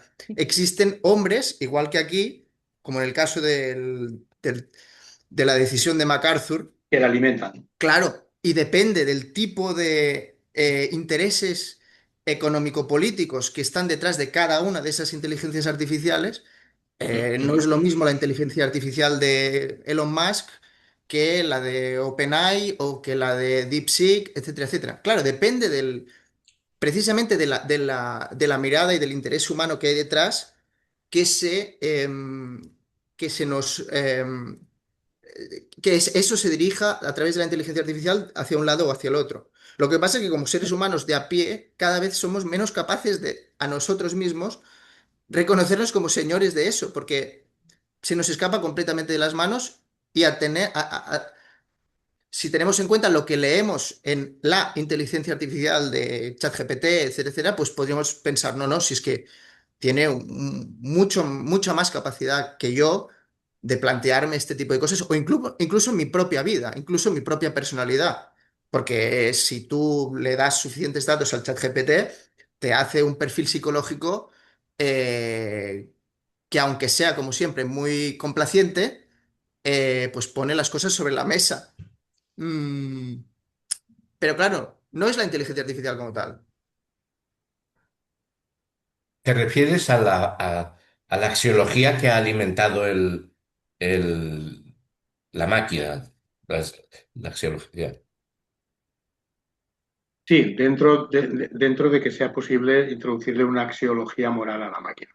No, no, En la moral medida en no. que sea posible introducirle, que no digo que no, si tú le dices, tú olvídate de heridos o muertos o de hambres o de catástrofes. No, tú no calcules esto. Tú calcula si a la economía americana, bla, bla, bla, bla, bla, metiéndote estos inputs y tal. Vale, esto lleva implícito un contenido moral, ¿no? El que hace el programa informático o como se haga hoy en día, o como se introduzcan los datos. Pero vaya, hay una decisión previa, ¿no? Hay un objetivo previo. O sea, el cálculo tiene un objetivo, que es decidir, oye, queremos destruir Irán, queremos dilapidarlo. ¿Es posible? ¿No es posible? Y aunque la máquina les diga, no es posible, ¿eh? Lo veo muy difícil, calculando las fuerzas, sabiendo lo que sabemos, los servicios de inteligencia nos dicen esto o lo otro, pero es igual, el ser humano en un momento determinado se sobrepone a eso y dice, no, yo creo que existe una cosa que se llama política y a lo mejor mediante la política, las alianzas internacionales, mediante el chantaje, mediante esto, lo otro, vamos a poder cambiar la correlación de fuerzas. Cosa que como efectivamente sucede segundo a segundo, hora a hora, y es un caos infinito, es imposible de calcular para la máquina. Probablemente el ser humano tiene más capacidad de imaginar y de calcular que la mejor inteligencia artificial.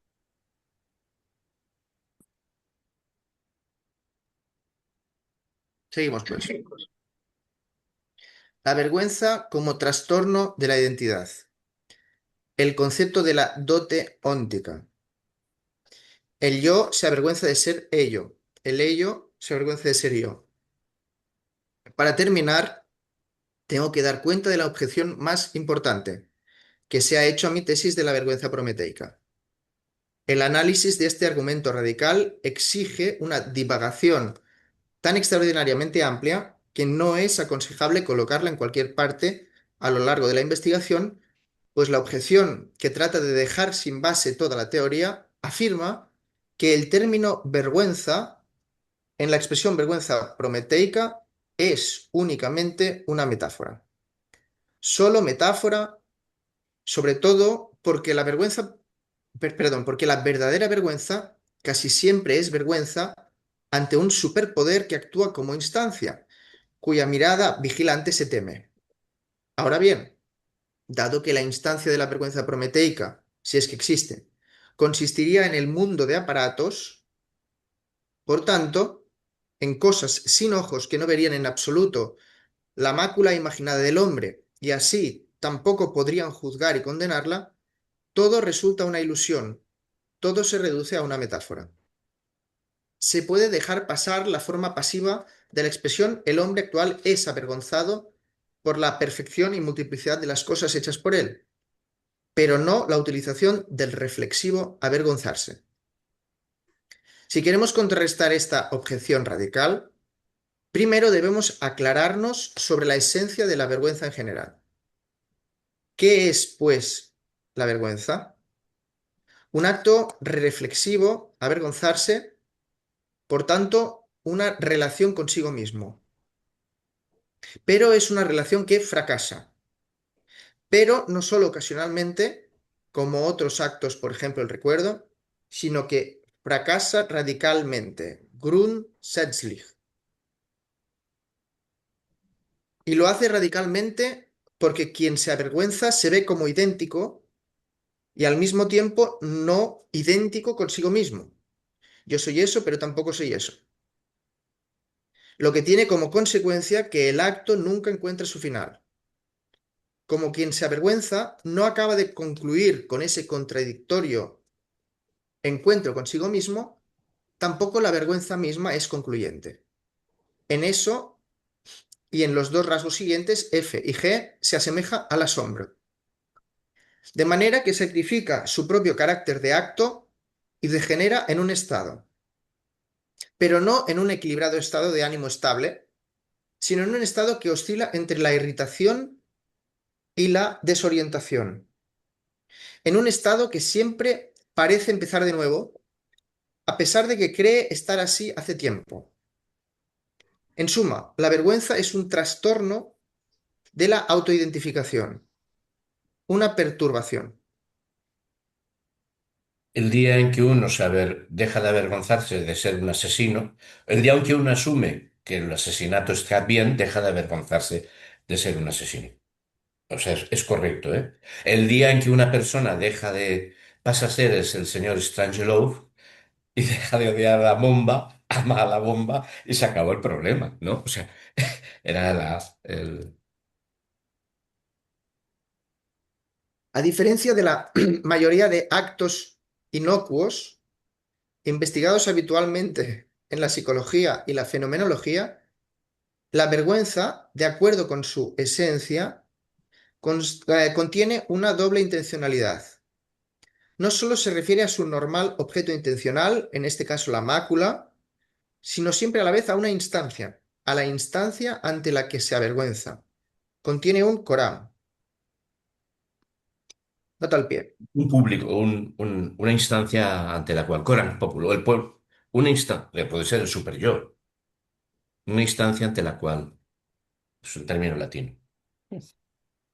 Como la instancia, especialmente en las formas de vergüenza históricamente recientes, a menudo es uno mismo, la vergüenza puede ser reflexiva de tres maneras.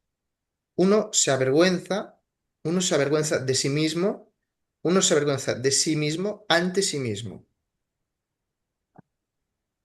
Esta instancia es una instancia no deseada, a menudo incluso anatemizada. No es, pues, propiamente una instancia intencionada, sino rehuida. La dedicación intencional es desvío. La alusión intencional es una repulsa. Por tanto, es negativamente intencional. En el momento en el que el recato, Sheu, en origen negativamente intencional. En vez de seguir huyendo de la instancia, lleno de miedo y desde la distancia, se somete a esta o se planta, por tanto, de alguna manera se vuelve hacia ella, se convierte en recato religioso positivo y por tanto en recato en sentido de temblorosa veneración ante lo tremendum. Dado que el que venera, a pesar de estar ahí, no es nadie ante la instancia, establece ese trastorno de la identidad que confiere al recato el carácter de la vergüenza. Los rasgos del punto 1 van a ser el objeto principal de nuestra investigación. Por eso, antes, hay que hacer un par de rápidas observaciones a los puntos 2 y 3. Ni el coram.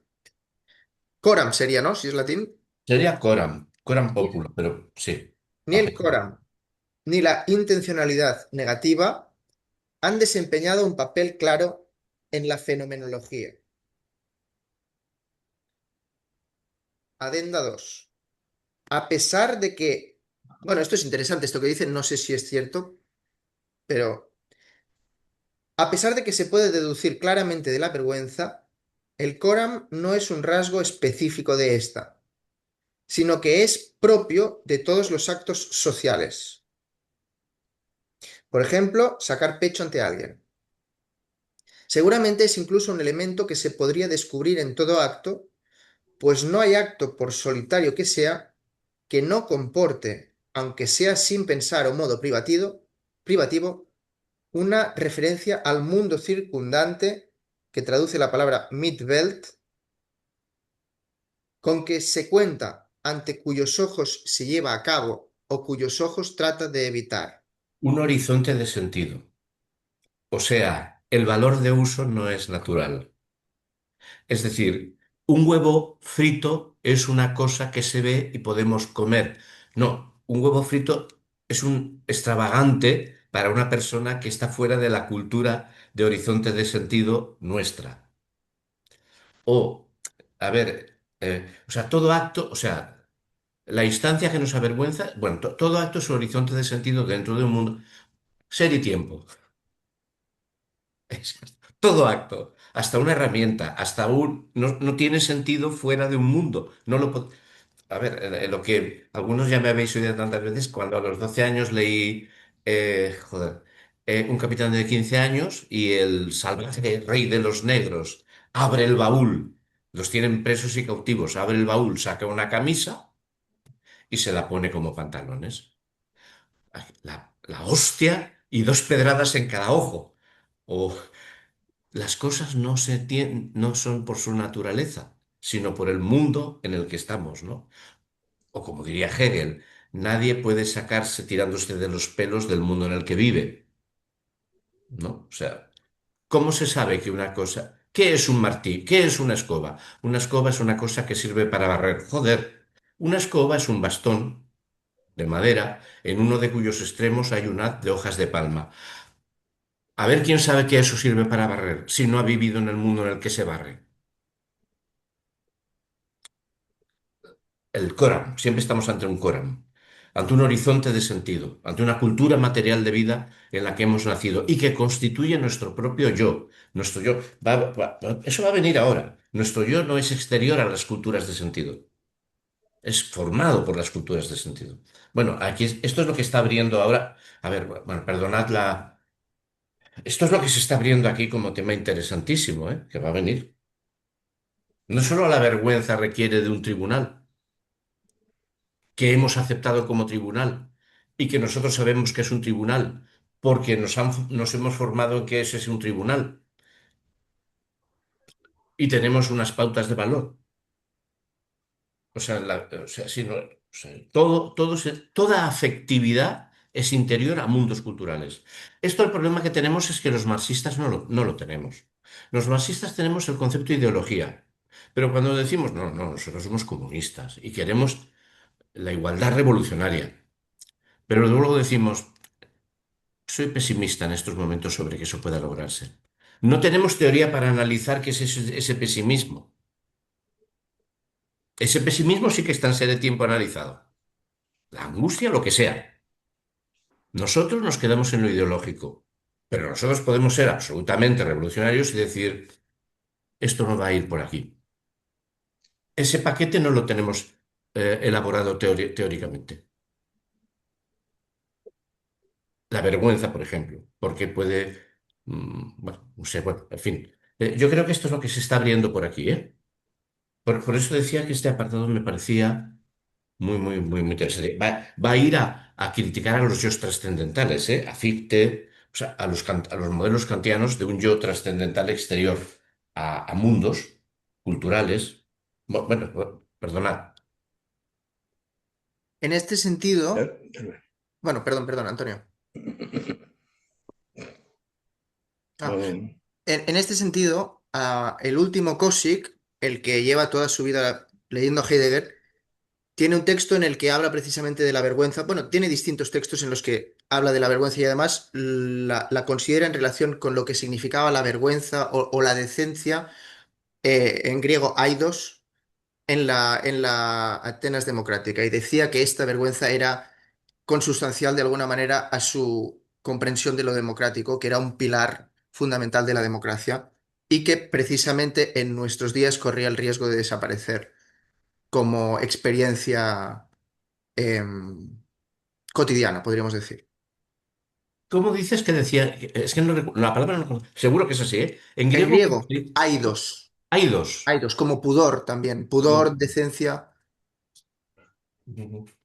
Es curioso que en mi memoria, es un término muy activo, muy operativo socialmente, que sin duda incluso lingüísticamente ha caído en desuso, pero en el lenguaje de mis abuelos y mis padres, el asunto del tener vergüenza, no tener vergüenza, algo ser vergonzoso, o sea, es por así, es el límite moral, es la línea de demarcación moral de lo que se debe hacer, no se debe hacer, lo que te debe hacer avergonzar, tal, lo que no, lo que es correcto, eh, y tiene, claro, y tiene una connotación emocional intensísima, muy fuerte.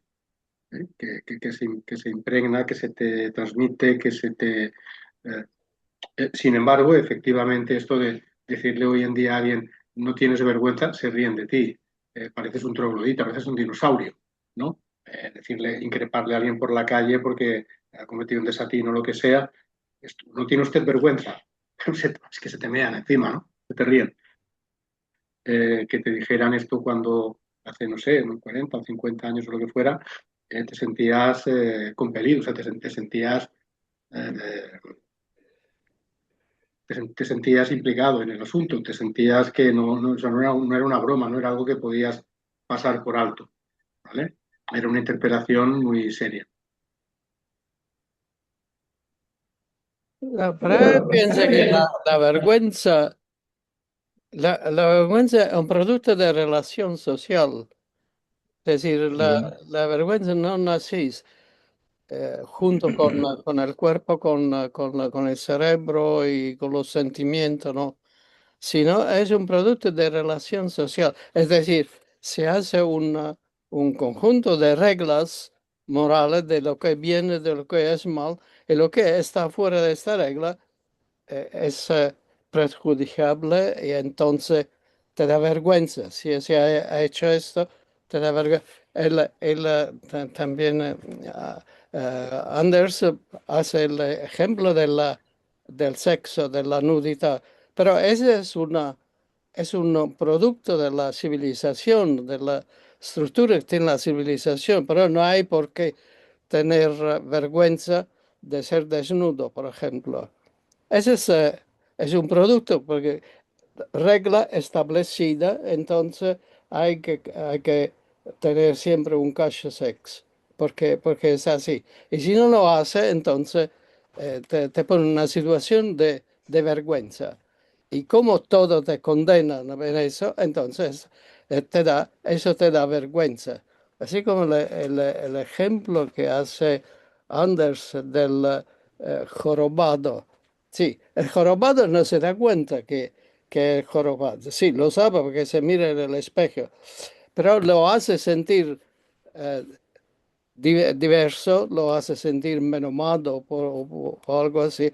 Esas son las otras personas que lo miran de una cierta manera, así que él consigue. O sea, es decir, quiero decir que la vergüenza es un producto de una relación social, no es nacida con el hombre, no es parte del hombre. O sea, Pero todos los afectos y todos los sentimientos son producto de la relación social.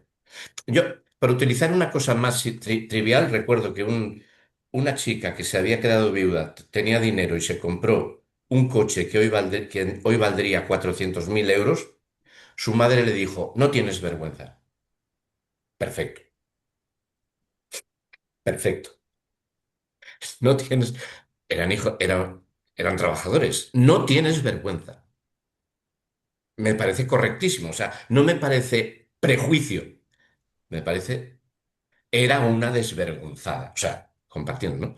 Pero también la alegría, la alegría o todos los afectos son relacionales. O sea, nuestro fondo de sentido, esto es lo que el existencialismo ha ido trabajando, es siempre todo nuestro fondo de sentido todos nuestros afectos son relacionales, porque es, como diría un existencialista que me parece que no lo sabía, así que somos un centro de anudación. El ser humano es un centro de anudación. Esto es una definición de Gramsci.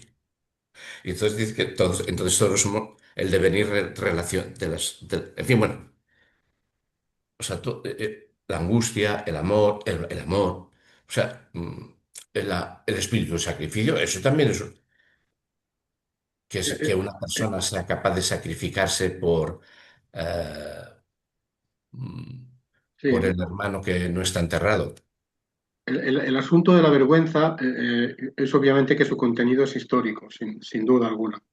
Es que en la manera en que es muy presente o condiciona mucho quiere decir que el asunto de las normas de convivencia, de vínculo comunitario, en la medida que la vergüenza es muy importante, quiere decir que hay normas de convivencia que se sienten internamente muy poderosas, que deben ser respetadas y que te arriesgas o transgredes mucho o te apartas mucho de la comunidad si no las respetas. Es decir, es un índice de la intensidad del vínculo comunitario. Bien, el sentido de la vida, ¿cómo se llama? Joder, la tragedia, joder. Ella sabe que va a morir si entierra al hermano que ha quedado desenterrado. Coño, ¿cómo se llama la tragedia esta, hombre? Griega. Antígona. Sí. ¿Eh? Antígona. Antígona. Antígona, Antígona. Antígona. Ella no puede vivir consigo misma si no hace eso. No tiene sentido su vida si consiente eso. Eso va muchísimo más allá de la vergüenza. Y si queremos es una obra literaria, ¿no?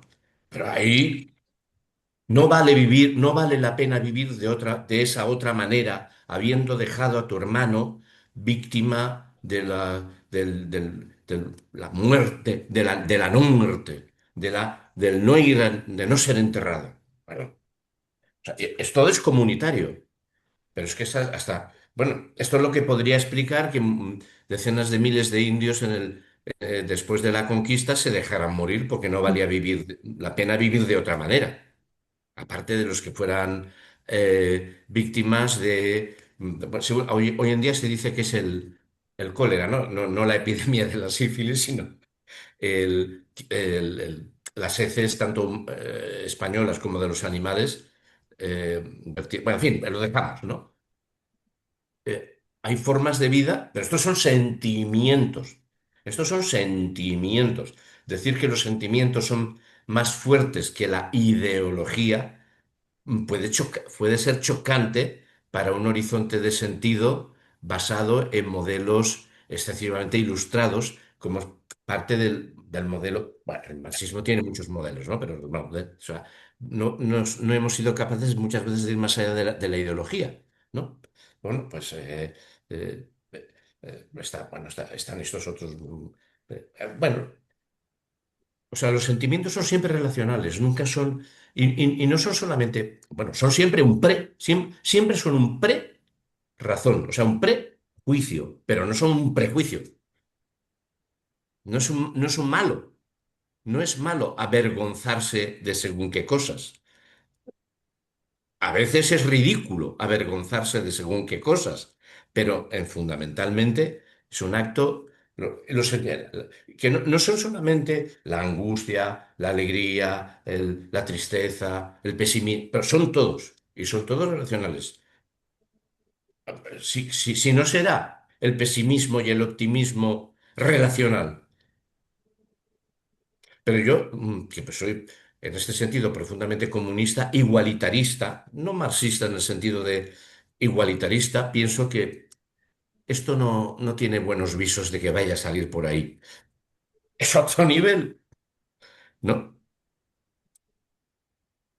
Bueno, También, estamos hablando de la vergüenza y se abre, yo creo que abre todos estos campos, ¿no? Siempre se ha dicho que Hegel siempre era la angustia y el propio Hegel dice, no, la angustia toca ahora porque estamos dominados por la tecnología, no tiene por qué ser el horizonte el sentimiento base de este horizonte de sentido.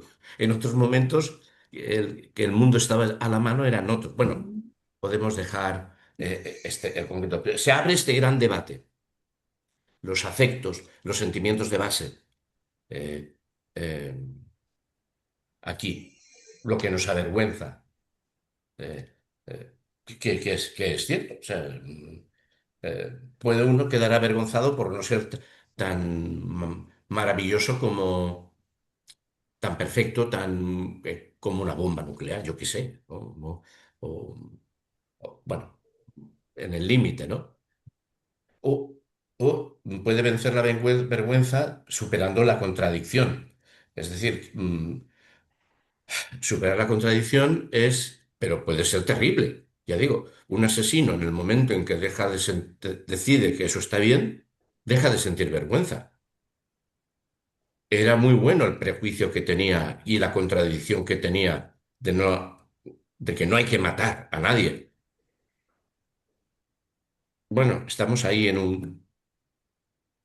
es muy interesante, pienso, o valioso que en uno de estos comentarios que él hace, así como quien no quiere la cosa, oponga este tipo de vergüenza a la vergüenza prometeica también antes, cuando él decía sentir vergüenza, ¿no? Porque en el mundo actual, realmente, en la perspectiva individualista de la que gozamos, la pérdida de la vergüenza se ha vivido como un proceso de liberación personal. Y perder la vergüenza, ¿no? En estos momentos es precisamente la posibilidad de autoafirmar el yo en toda su libertad e irrestricción, que es algo que probablemente Elon Musk Eso es el compartiría. sobrino de Ramón utilizado por Hegel en el capítulo sexto. Ante el acto del yo y el mundo corrupto, el yo que usa el sobrino de Ramón y dice, pues si esto es corrupto, ¿pero qué nos vamos a arrogar? Vamos a aprovecharnos, vamos a aprovecharnos. La pérdida, o sea, estamos capítulo sexto, fenomenología del espíritu, el yo de la modernidad, absolutamente fortísimo que se siente, por una parte, despreciado por el mundo porque no acoge su grandeza y la integra, es un mundo corrupto, entonces aparecen los distintos modelos, el modelo wertheriano, el espíritu que prefiere morir a contaminarse. Ahí mete varias novelas y está el resumen de la novela de Rameau. Dice el sobrino de Rameau, pero si esto, ¿qué coño nos vamos a avergonzar? Aquí hay que sacar tajada. Todas estas series, todas esas novelas que están metidas como explicaciones del yo de la ultimísima contemporaneidad que está pudiendo analizar Hegel, ¿no? O sea, a través de los ojos de Goethe, a través de los ojos de Diderot, que es el escritor del sobrino de Ramón, a través de las distintas posibilidades de comportamiento de un yo que se ve a sí mismo como un ego frente al mundo que no sabe no quiere aceptar que su yo es la construcción creada por el mundo. Se siguen creyendo todos kantianos o fichteanos, el yo y el mundo. Ese yo que dice Hegel que es tan sumamente duro y tan sumamente frágil, que bueno, son dos, es el vidrio, ¿no?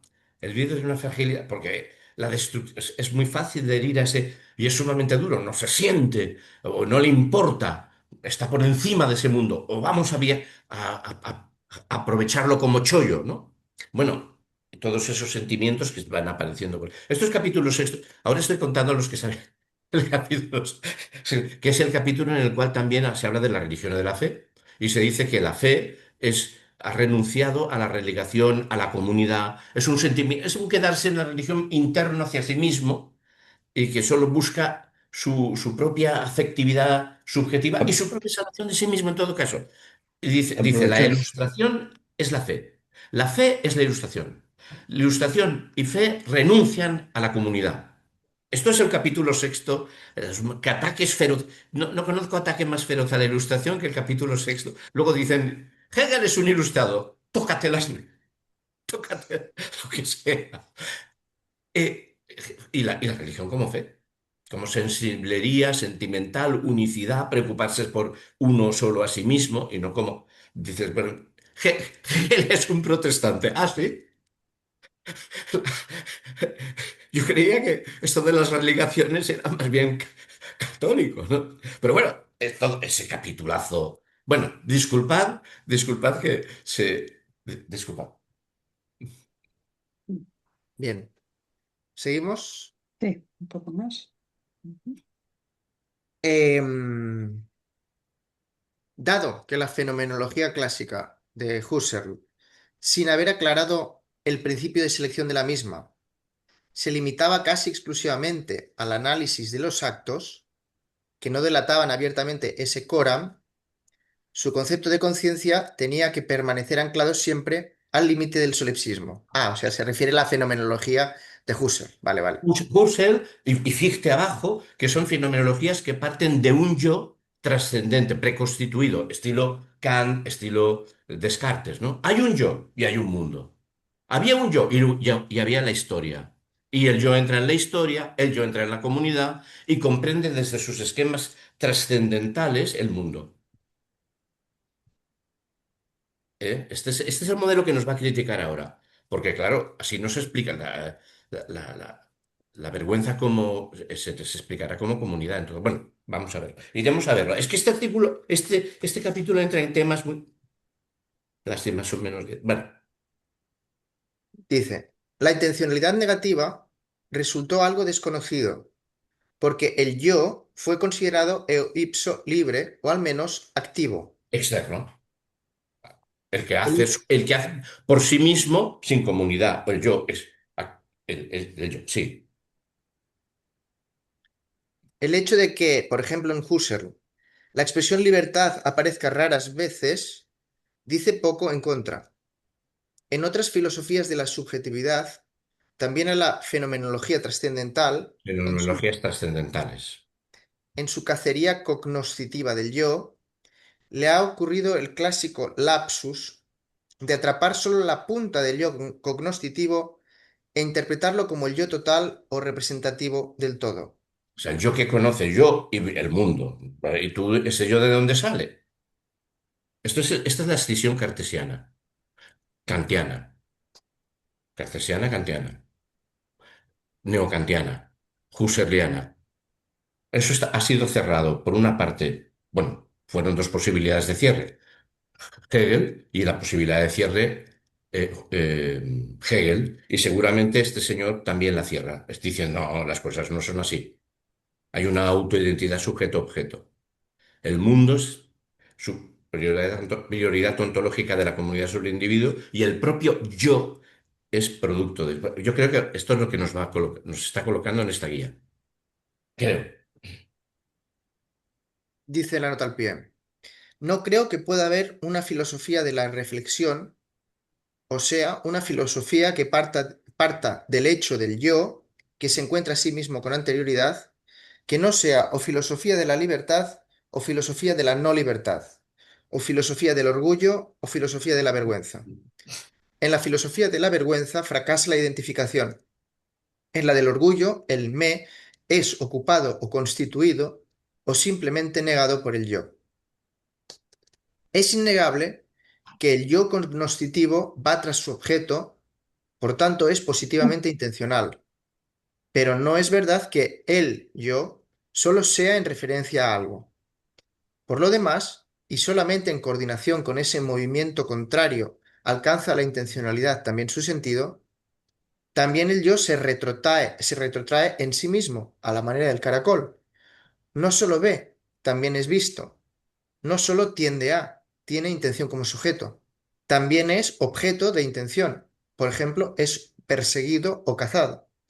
Y resulta muy cuestionable si lo que el perseguido evita o rehúye se puede llamar objeto intencional en un sentido que vaya más allá del gramatical.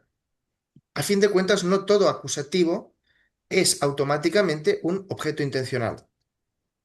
Pues bien, a esta clase de actos intencionalmente ambiguos pertenece también la vergüenza, en cuanto vuelve la espalda a la instancia ante la que se avergüenza.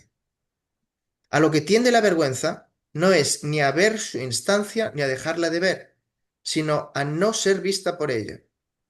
Y esta es una relación que se diferencia de lo que habitualmente se llama intencionalidad de manera tan fundamental que propiamente habría que encontrar otro término para ella.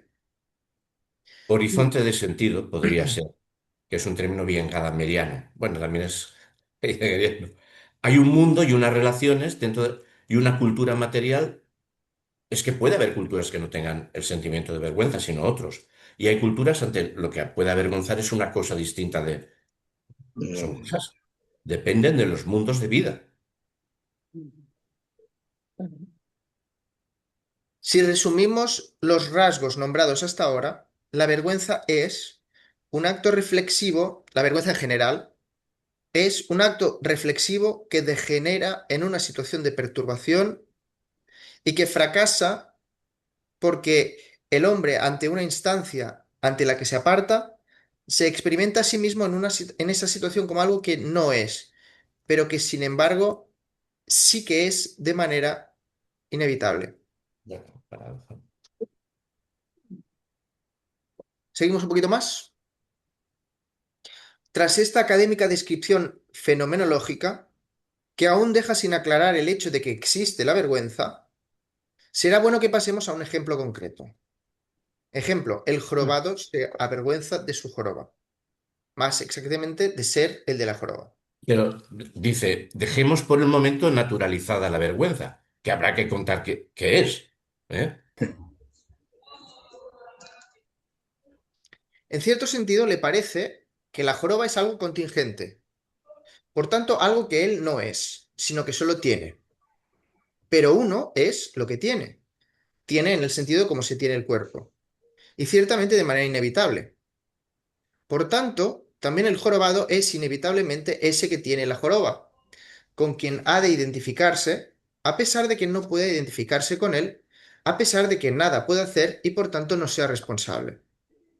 Y de la misma manera que él no acaba con esa contradicción, tampoco acaba su vergüenza, no cesa. En cuanto a la instancia, esta consiste, en un tribunal que juzga sobre cómo tienen que ser propiamente los hombres. A ver, el ejemplo que él pone del jorobado tiene la tiene desventaja, porque parece que naturaliza. Para él tiene ventajas, porque uno siente vergüenza de algo de lo que no es responsable. Esa es la ventaja del modelo y es lo que nos quiere presentar. Incluso de cosas de las que no somos responsables, hay un tribunal que juzga y podemos tener vergüenza. Claro, el hecho físico eh, mm, a- a- eh, mm, sería mejor, bueno, no sé, sería mejor. También se podrían utilizar ejemplos no físico-naturales, ¿no? No el ser tuerto o ser bizco, sino algo más cultural, ¿no? Más, bueno, eso, el comprarse un coche de 400.000 euros, que es una desvergüenza, ¿no? Eh, s- más, o bueno, la Antígona, ¿no? Pero bueno, teniendo en cuenta esto, él lo que quiere presentarnos aquí es que nos avergonzamos de cosas que no somos de las que no somos responsables porque no las hemos causado, pero hay un tribunal comunitario que nos genera, ante el cual nos sentimos avergonzados, aunque no queramos reconocer. Bueno, en particular el tribunal hasta ahora han sido los aparatos, según Hasta ahora él los decía, aparatos, ¿no? bueno, aquí va a ser, bueno, yo tengo, bueno, no, andamos muy mal de tiempo, pero yo recuerdo una cosa terrible, ¿no? Una cosa terrible de un chaval de espina bífida que iba en silla de ruedas, sus piernas no funcionaban, sus ojos eran así de saltones, no tenía más que muñones en la mano y di- dijo, en un mundo que no fuera capitalista, yo no sería yo no estaría, la forma me trata, el mundo me trata como me trata porque el mundo es capitalista. Eso fue una situación espantosa y terrible. Yo en una época hacía dos fines de semana al mes, cursillos para gente del PCC, sábado entero, domingo por la mañana. Teníamos que explicar un diamat, pero el otro y yo nos habíamos puesto de acuerdo y explicábamos evolucionismo. Hominización. Bueno, es lo mismo. Y este grupo, un chaval, de un grupo de más de 4 o 5 chavales, que se querían muchísimo, que iban vestidos de cuero, de tachuelas, pero no sé si, y no sé qué célula nos lo había enviado, que se metían con él en el váter porque no podía cagar ni mear si Chico no de es. Hospitalet de la Juventud Comunista. ¿Cómo? Era un chico de Hospitalet de la Juventud Comunista. Pues eso, ese grupo. Ese grupo soltó eso. Bueno, me dejó. ¿Qué vas a decir, no? Bueno, ¿qué vas a decir cuando alguien te dice que. En fin, bueno, en fin. Por eso me gustaría que no hubiera sido tan natural esto de la joroba. Ujú. Porque la joroba al final, pues te podrán no juzgar, pero no vas a ligar. Salvo que haya una aristócrata pervertida del siglo XVIII que prefiera follar con un jorobado o con el hombre elefante, que se daban estas aberraciones, ¿no? No las sabemos, están documentadas, ¿no? O sea, hubiera preferido que el modelo no fuera tan natural. Pero aquí hay mucha chicha, cosas muy valiosas que están, a mí me parecen en este texto, en esto que está apareciendo. Me parece muy valioso esto que está apareciendo ahora, que es el yo no trascendental. Ujú. Bueno, pues lo podemos dejar aquí, si os Pues parece, sí. son las 8. Podemos volver cuando volvamos a comenzar, como ha dicho Joaquín, si os parece, ¿Os el parece próximo bien apartado. A no mí sé? me parecería bien. Iniciando el ejemplo del jorobado, ¿no? Sí, con O el por el ejemplo, como ¿no? queráis. Con el ejemplo. Podría O ser. empezar en el 11 en la página 77 y volver a empezar, pero sería hablar de la vergüenza. Volver para Sí. atrás. Pero bueno, Joaquín, quizás es cierto que todo esto lo hemos hablado, bueno, en fin, voy a dejar de grabar.